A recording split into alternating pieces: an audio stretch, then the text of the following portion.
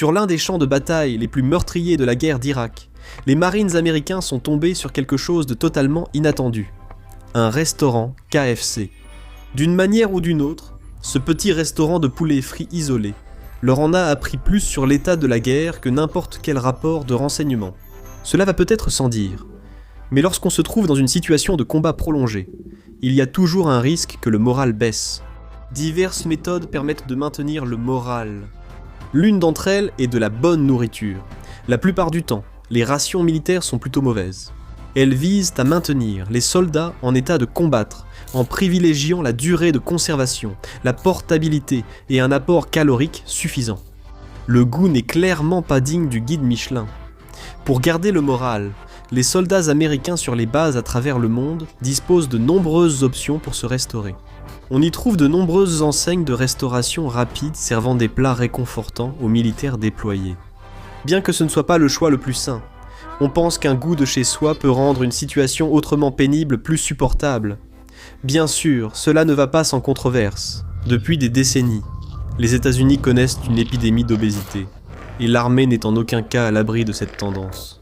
Bien que les chiffres soient inférieurs à ceux de la population générale, un nombre alarmant de membres du personnel militaire livrent, pour ainsi dire, leur propre bataille contre les kilos en trop. Beaucoup estiment qu'avoir une nourriture malsaine à portée de main donne aux soldats un accès trop facile à des repas caloriques, nuisant à leur santé et à leur efficacité au combat. Malgré cela, on pense généralement que les inconvénients sont largement compensés par l'amélioration du moral que cela procure. Ainsi, les restaurants de restauration rapide ont toujours leur place sur les bases du monde entier, et ce n'est pas parce qu'ils se trouvent en zone de combat que cela doit changer. L'armée des États-Unis, véritable titan logistique, a trouvé une solution. Non seulement pour fournir à leurs soldats toutes les ressources dont ils ont besoin pour mener une guerre prolongée de l'autre côté de la planète, mais aussi, littéralement, pour parachuter des restaurants de restauration rapide en territoire étranger. Et non, ce n'est pas une hyperbole. Pendant la guerre contre le terrorisme, une fois une région sécurisée, ces franchises ouvraient des points de vente près des bases militaires. Par exemple, en 2004, un avion cargo C-17 Globemaster III a littéralement livré un Burger King à la base aérienne de Bagram en Afghanistan. Une image qui a circulé au fil des années. Elle a été partagée sur les réseaux sociaux et est considérée comme l'une des images les plus déroutantes, mais aussi les plus hilarantes, produites pendant le conflit.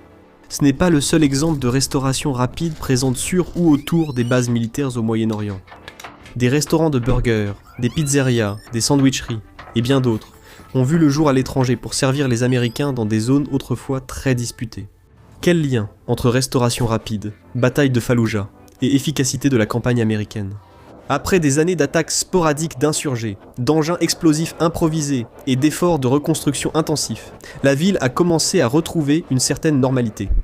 Il faudrait encore énormément d'efforts, avec les forces de la coalition ainsi que les forces de sécurité irakiennes travaillant dur pour empêcher de nouvelles attaques terroristes et protéger la population civile des extorsions régulières des forces insurgées en quête de soutien.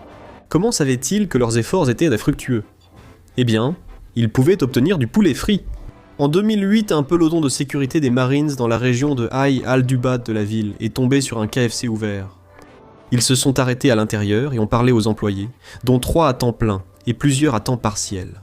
Ils ont utilisé cette rencontre comme une occasion d'évaluer la stabilité économique et la sécurité générale de la zone, en utilisant la présence du restaurant et d'autres commerces comme indicateur pour déterminer l'efficacité des efforts de la coalition. Ce restaurant servait à lui seul environ 25 clients par jour, ce qui peut ne pas sembler beaucoup, mais c'était bien plus qu'il y a encore peu de temps. Et les employés n'avaient pas peur des activités des insurgés, ce qui était un signe clair des conditions dans la région. De plus, les Marines étaient plus qu'heureux de commander à manger pour le dîner ce soir-là. Et au cas où vous seriez curieux, à l'époque, un repas complet coûtait environ 4000 dinars, soit environ 3,50 $ en valeur de 2008. Bien que cela ait été un signe de reprise économique dans cette zone ravagée par la guerre, il est important de noter qu'il ne s'agissait malheureusement pas d'un vrai KFC, mais plutôt d'une imitation appelée King of Kentucky Chicken Restaurant. Le colonel Sanders est bien visible, mais non, ce n'était pas la marque officielle licenciée. KFC a ouvert des établissements en Irak, surtout à Bagdad et dans d'autres lieux importants, mais pas à Falloujah.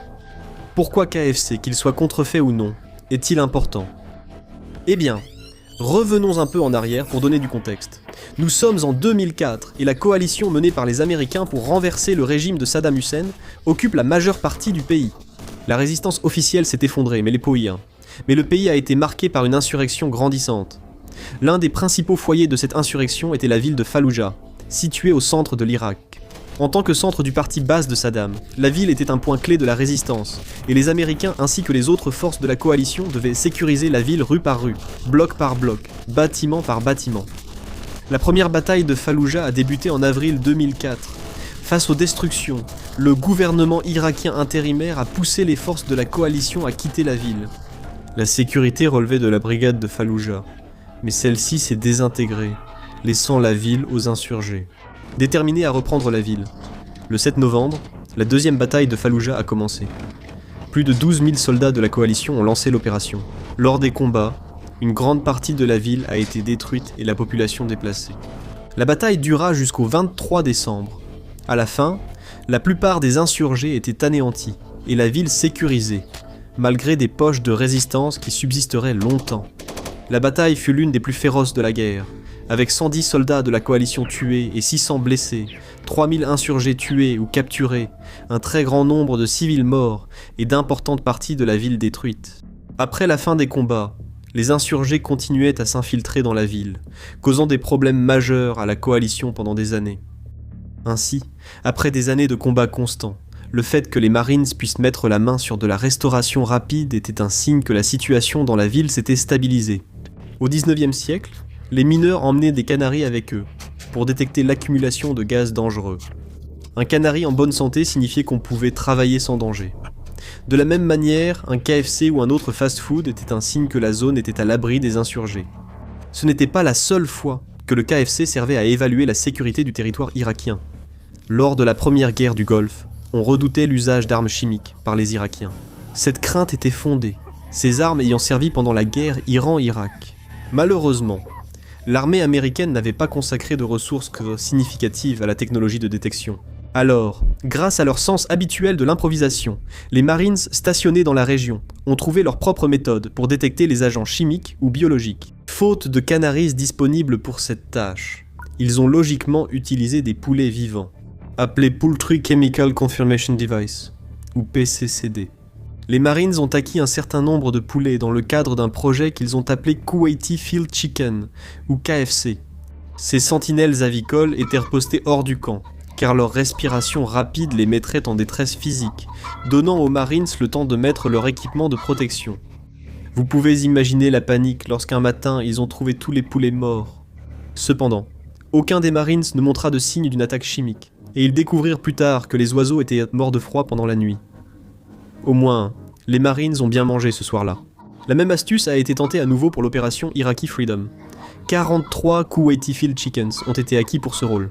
Le plan était de les placer dans des caisses, sur le toit des véhicules pendant l'invasion de l'Irak. Si les Irakiens utilisaient des armes chimiques, les poulets mourraient, avertissant les Américains de faire demi-tour et d'éviter la zone. Cela fonctionnait en théorie, mais tout a échoué avant l'invasion. 41 des 43 sont morts peu après leur arrivée. Apparemment, ils ont picoré et gratté le sable, ce qui a obstrué leurs narines et leurs gésiers. Et selon un soldat impliqué, je cite, « Ça n'a pas aidé que personne ici ne sache vraiment quoi que ce soit sur les poulets. » Fin de citation.